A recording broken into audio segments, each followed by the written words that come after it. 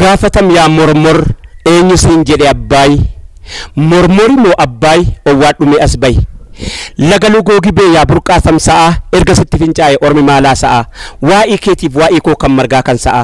wayaa sitti miicannee dhugnee dheebuu baanee dhiphannee xiqqaannee adda jirru bannee situ nu dide moo ormatu si jallisee maqaan kee maaf afnaan kan biraa lalisee jedhee gaafate eenyuun gaafate mormoriin gaafate abbaaya tadhabeetu maqaan isaa mormori amma mormor kuni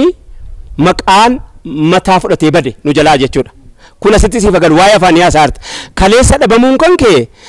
sin dhabamsiifne dhiira waa jettee dabarsite jirti waan taatiif jecha keessa barbaadde argachuun qooda keeti gumaata keeti muuziksiidha jedhanii sibiila na baachisu keemistirii jedhanii dhokkeen alallaayisisu baayolojii jedhanii raammoo na funaansisu histiriidha jedhanii du'aa na lakkoofsisu ani maaliin godharee tabbaan kan koo gabareete sabbaa koon na qare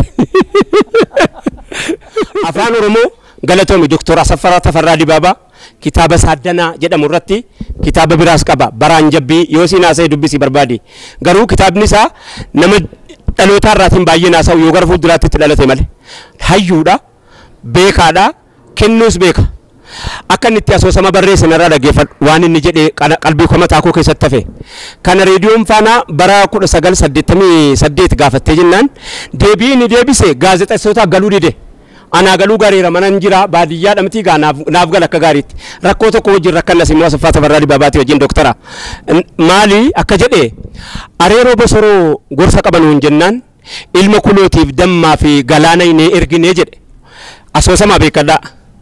areeroo hirraagaa waa himtuun moomitii jedhe ilmi kuloo dhaqee areeroon bira kuloo bira dhaqee eegee dadhabee raagaatti aaree utaalee kooraa yaabee jedhe ilma jiloo yee areeroon deebisee jedhe gorsan siif qabu waa lama takka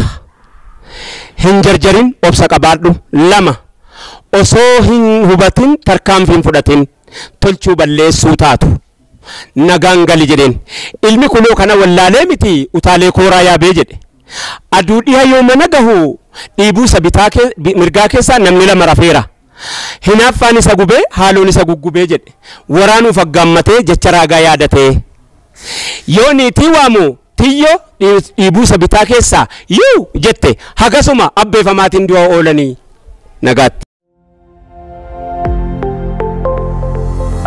Ayyaa abbaa mucaa.